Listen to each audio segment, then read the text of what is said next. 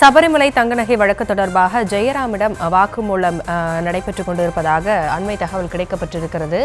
உன்னிகிருஷ்ணன் போற்றி தனது வீட்டிற்கு வந்ததை நடிகர் ஜெயராம் ஒத்துக்கொண்டதாகவும் தகவல்கள் கிடைக்கப்பட்டிருக்கின்றன. இது குறித்த விவரங்களோடு இணைகிறார் நம்முடைய செய்தியாளர் சதாம். இந்த வழக்கின் பின்னணி மற்றும் நடிகர் ஜெயராமிடம் என்னென்ன மாதிரியான விசாரணைகள் மேற்கொள்ளப்படுகின்றன, கேள்விகள் கேட்கப்படுகின்றன?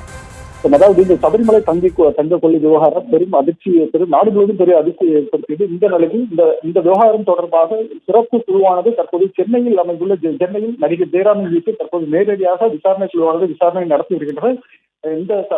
இந்த வழக்கானது கேரள உயர்நீதிமன்றத்திற்கு நேரில் கையில் எடுத்து உயர்நீதிமன்றம் சிறப்பு புலனாய்வு குழு கொண்டு வழக்கு விசாரித்து வருகிறது. இந்த விசாரணை பல்வேறு தெரிவிக்கும் தகவல்கள் முன்னதாக வெளிவந்தன. அதாவது சபரிமலையில் பதிக்கப்பட்டிருந்த தங்க தங்கங்களை செம்ப தகுதிகள் என்று போலி ஆவணம் தயாரித்து அவற்றை சென்னைக்கு கொண்டு சென்று விற்பனை செய்து இந்த விசாரணையில் அம்பலமாக விசாரணை வெளிவந்தது.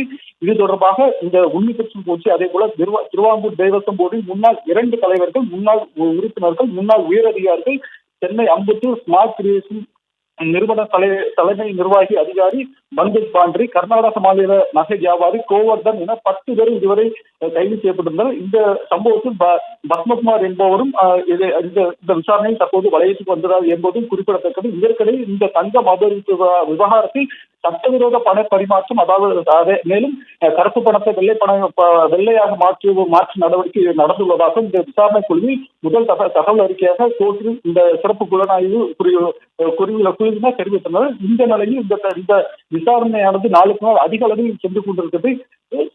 இது தொடர்பாக தற்போது சென்னையில் அமைந்துள்ள அதாவது நடிகர் ஜெயராமின் வீட்டுக்கு தற்போது எஸ்ஐடி, அதாவது சிறப்பு புலனாய்வு நேரில் விசாரணை செய்து வருகிறது.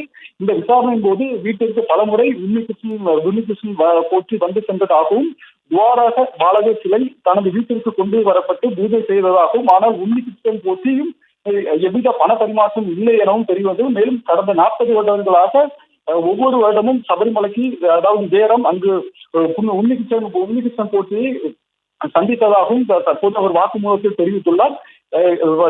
அவர்கள் மோசடி குறித்து தனக்கு எதுவும் தெரியாது எனவும் மிகவும் அவரை நம்பியதாகவும் தற்போது வாக்குமூலத்தில் தெரிவித்துள்ளார்.